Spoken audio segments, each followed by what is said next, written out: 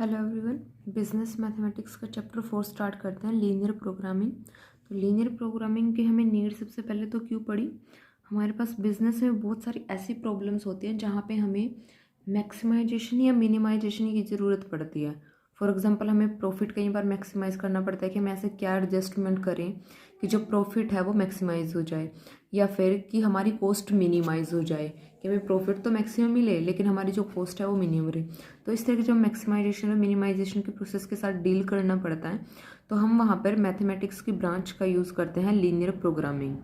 ठीक है, तो इसकी अब डेफिनेशन देख लो कि जो इसकी मैथमेटिकल डेफिनेशन है वो क्या है।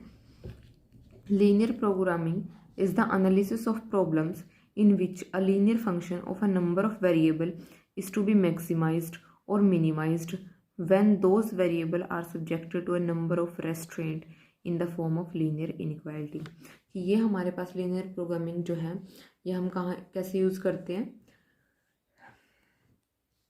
in which a number of variable is to be maximized, कि हमारे पास नंबर ऑफ वेरिएबल होंगे, कुछ भी हो सकते हैं एक्स वाई, जैसे हम थर्ड चैप्टर में लेके चल रहे थे। यहाँ पर आप शायद x1 और x2 का यूज़ करोगे मोस्टली। तो इस तरह से हम नंबर ऑफ वेरिएबल लेंगे। अब उनको या तो हमें मैक्सिमाइज करना होगा या मिनिमाइज करना होगा। किसके अकॉर्डिंग करना होगा? When those who are subjected to a number of restraint in the form of linear inequalities.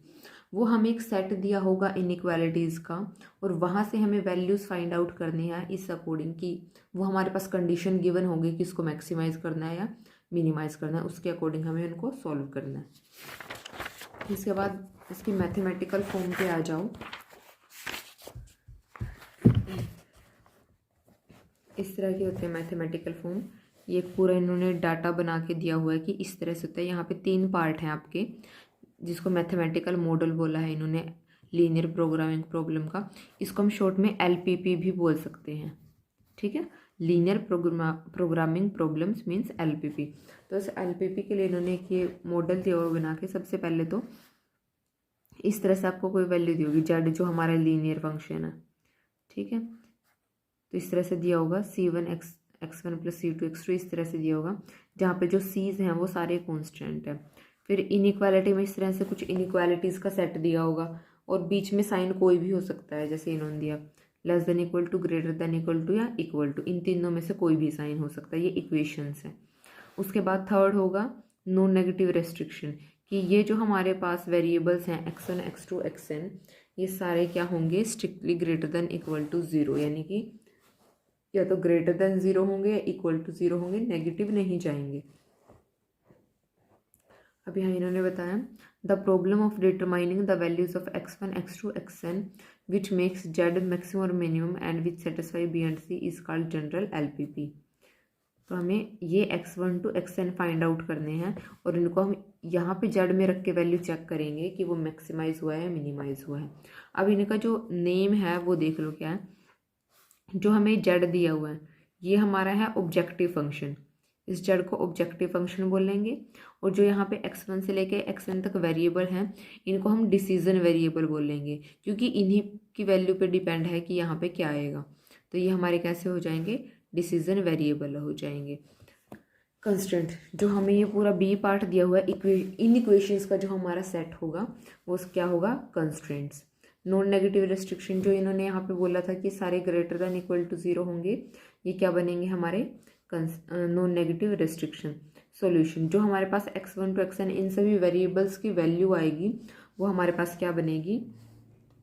Solution बनेगी LPP का।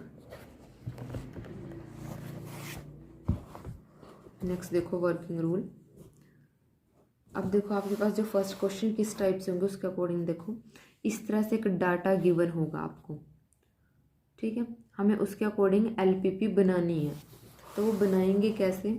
इन every LPP certain decision are to be made which are represent by decision variables. This decision variable are quantities whose value are to be determined. We first identify this variable, denote them x1 to xn। यानी कि हमें कोई भी LPP दी होगी उसमें हमें कुछ तो वैल्यू फाइंड आउट करने को बोला होगा। उन वैल्यूज़ को हम डिसीजन वेरिएबल नाम देंगे, मतलब उनको कुछ नाम दे देंगे x y x1 x2 इस तरह से, और वो हमारे क्या हो जाएंगे? Decision variable. तो इन्होंने कहा कि सबसे पहले तो हमें वो ढूंढने हैं कि हमें फाइंड आउट क्या करना है उस इक्वेशन के अंदर, किन पे वैल्यू डिपेंड कर रही है। ठीक है, तो उनको नाम देंगे कुछ भी और उनको क्या बोलेंगे, डिसीजन वेरिएबल। इसके बाद इन्होंने कहा कि ऑब्जेक्टिव फंक्शन फाइंड आउट करो और उसको express it as linear function of variables, कि जो हमने वेरिएबल बनाए हैं इनकी फॉर्म में एक लीनियर फंक्शन की तरह लिखो, जैसे यहाँ पे दिया हुआ था। इस तरह सबसे पहले ऑब्जेक्टिव फंक्शन फाइंड आउट करो। उसके बाद इन्होंने कहा after expressing the objective as a linear function find the type of optimization, यानी कि मैक्सिमाइजेशन और मिनिमाइजेशन। यानी कि उसके बाद आप ये देखो कि जो आपने ऑब्जेक्टिव फंक्शन बनाया है उसको आप मैक्सिमाइज करोगे या मिनिमाइज करोगे। ठीक है, वो आप अपने क्वेश्चन के अकॉर्डिंग देखोगे फिर कि उसके साथ हमें करना क्या, उसको मैक्सिमाइज करना है, मिनिमाइज। उसके बाद इन्होंने कहा identify the constraint stated in term of decision variable, express them as linear inequalities और इक्वेशन। उसके बाद इन्होंने कहा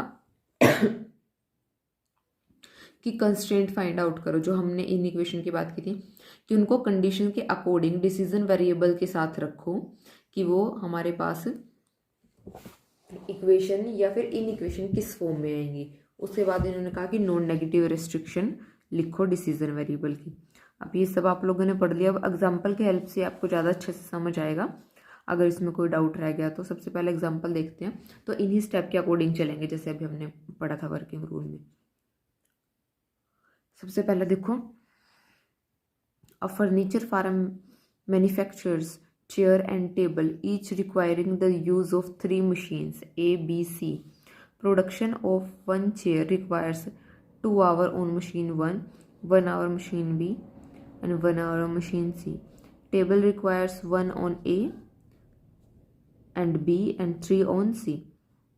The profit realized by selling one chair 30 for a table, it's 60. The total time available per week, A is 70 hours, B 40, C 90. Develop a mathematical formulation so as to find the number of chair and table that should be made per week so as to maximize the profit. अब ऊपर वाली line में मत जाना, पहले नीचे वाली line को पकड़ो, लास्ट वाली को, क्योंकि वहीं पे हमारा मेन टारगेट है, वहीं पे हमें मेन वैल्यूज गिवन है। ऊपर सिर्फ डाटा दिया हुआ है जिसको हमें कलेक्ट करके एक फॉर्म में लिखना।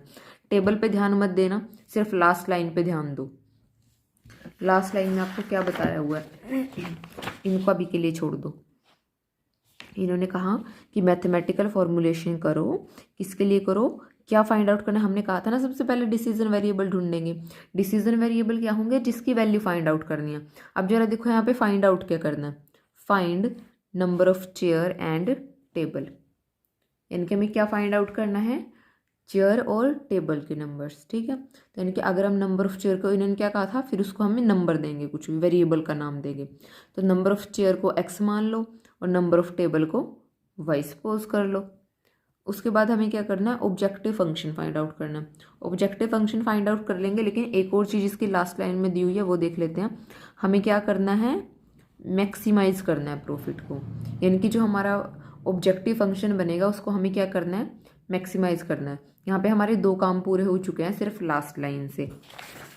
तो देखो जरा, एक्स चेयर लिया है, वाई टेबल ली है, ठीक है, और जेड को क्या डिनोट किया है, टोटल प्रॉफिट। अब इसको जेड को भी बनाते हैं, पहले सारा डाटा एक टेबल की फॉर्म में लिख लेते हैं, ये सबसे ईजिएस्ट वे है। सबसे पहले डाटा को एक टेबल की फॉर्म में लिखो। अब जो आपको चीज़ें दी हुई हैं वो देखो, आपको किसके बारे में बताया हुआ है, सारी वैल्यूज़ को छोड़ दो, इनको भी छोड़ दो। आपको 3 मशीन्स के बारे में बताया गया और चेयर टेबल के बारे में बताया गया। ठीक है, तो एक साइड तो मशीन लिख लो और एक साइड चेयर और टेबल लिख लो। अब उसके बाद इस डाटा को कलेक्ट कर दो। इसके बाद कुछ नहीं है, अगर आपने ये चीज़ लिख ली कि मशीन ABC है, चेयर टेबल क्या है, हमारे पास 2 चीज़ें और दी हुई हैं। अब देखो, A जो है वो चेयर पे कितना टाइम दे रहा है, 2 आवर्स, ठीक है, और B चेयर पे कितना दे रहा है, 1, और C चेयर पे कितना दे रहा है, 1, तो लिख दिया ABC ने चेयर को कितना टाइम दिया। उसके बाद टेबल को देखो कितना टाइम दे रहे हैं ये, 1 1 3 1 1 3, ठीक है, इतना काम हो गया यहाँ तक। अब उसके बाद लिमिट्स लगाई हुई हैं चीज़ों पे। अब वो देखो क्या इन्होंने कहा कि ये वाली लाइन देखो पहले, total time available per week on machine A, यानी कि मशीन ए को एक वीक में मैक्सिमम कितना यूज़ कर सकते हैं, 70 आवर्स, चाहे उसको हम टेबल पे यूज़ कर ले चाहे उसको हम चेयर पे यूज़ कर ले। ठीक है, अब इसको देख लो, दूसरा अपने आप समझ आ जाएगा। इन्होंने कहा कि हम उसको टोटल टाइम एक वीक में 70 आवर्स ही दे सकते हैं। अब इसने ही चेयर भी बनानी है, इसने टेबल को भी टाइम देना, वो किसको भी दे वो हमारा मैटर है, लेकिन इन्होंने कहा कि 70 आवर्स से ज़्यादा नहीं दे सकते मशीन ए का टाइम। सिमिलरली बी का 40 आवर्स से ज़्यादा और सी का 90 आवर्स से ज़्यादा। तो इसको भी हमने एक कॉलम की फॉर्म में लिख लिया, अवेलेबल टाइम पर वीक इन आवर्स 70, 40, 90। ठीक है, ये हमने इनकी मैक्सिमम रेंज लिख ली। अब उसके बाद इन्होंने एक और कहा, प्रॉफिट जो है वो एक चेयर पे ₹30 है, टेबल पे कितना है 60 है, तो प्रॉफिट पर यूनिट कितना है हमारा 30 एंड 60। अब इससे हमें सिर्फ इक्वेशन की फॉर्म बनानी है। ये हमारा 80% काम इस टेबल में कंप्लीट हो चुका है। अब देखो जरा, एक्स चेयर थी, अब मशीन ए के लिए बात करते हैं सबसे पहले। चलो पहले बना लेते हैं हम ऑब्जेक्टिव फंक्शन, जो हमें कहा था ऑब्जेक्टिव फंक्शन बनाते हैं। हमें प्रॉफिट को मैक्सिमाइज करना है, जेड क्या है हमारा टोटल प्रॉफिट है। ठीक है, और प्रॉफिट पर यूनिट कितना है चेयर के लिए 30 है। अब अगर चेयर एक चेयर पे 30 है तो एक्स चेयर के लिए कितना होगा 30x हो जाएगा। ठीक है, प्रॉफिट पर यूनिट एक चेयर पे कितना है 30 है, तो एक्स चेयर पे कितना हो जाएगा 30x। एक टेबल पे कितना है 60 है, तो वाई टेबल है कितना हो जाएगा 60y। और हमें टोटल प्रॉफिट बताना है, टोटल प्रॉफिट को हमने नाम दिया जेड, तो वो कितना हो जाएगा 30x + 60y हो जाएगा, टोटल प्रॉफिट मिला के दोनों का। तो ये हमारा क्या हो गया जेड, जिसको हमें क्या करना है मैक्सिमाइज करना है। ठीक है, यहाँ पे भी लिख सकते हो जेड मैक्सिमम। अब उसके बाद इक्वेशंस बनाते हैं। पहले के लिए जो मशीन ए है वो चेयर पे दे रही है 2, तो एक्स चेयर बनाने पे कितना देगी, हमें कितनी बनानी है 2x चेयर बनानी है। टेबल कितना होगा y, 1 × y। और मैक्सिमम टाइम मशीन ए कितना दे सकती है हमें 70। < 70 क्यों लिखा, क्योंकि मैक्सिमम टाइम इतना दे सकती है, अवेलेबल टाइम, यानी कि इतना टाइम है उसके पास। या तो आप इससे कम में काम कर लो या फिर मैक्सिमम इतना ले लो, इससे ज़्यादा नहीं हो सकता। ठीक है, इसको आप इस तरह से सोच सकते हो कि आप मान लो 2 फ्रेंड्स हैं। ठीक है, ये ए कोई फ्रेंड है, इसके आगे 2 फ्रेंड हैं बी एंड सी, इसके पास हैं 70 रुपीज़। ठीक है, और इन दोनों को इससे पैसे चाहिए, तो अब ये इनको कितने पैसे देगा, मैक्सिमम इसके पास जितने हैं उतने ही तो दे सकता है, उससे ज़्यादा तो नहीं दे सकता। अब ये इन पे डिपेंड है कि ये कितना लेते हैं, आपस में कितना कितना डिवाइड करते हैं। वो आप कितनी भी रेंज सेट कर सकते हो कि ये कितना ले ले ये कितना ले ले, लेकिन इसकी तो रेंज सेट है ना। ये तो यही कहेगा कि मेरे पास तो 70 है, 70 से ज़्यादा मैं दे ही नहीं सकता क्योंकि मेरे पास है ही नहीं। या तो तुम 70 से कम ले लो या फिर मेरे से 70 ले लो जितने मेरे पास हैं, लेकिन उससे ज़्यादा मेरे पास है ही नहीं, तो मैं दूँ कहाँ से। तो सेम वही कंडीशन यहाँ पे है कि उसके पास अवेलेबल टाइम ही इतना है, तो उससे ज़्यादा वो दे ही नहीं सकता, या तो वो उसके जितना देगा या उससे कम देगा। बी के लिए देखो,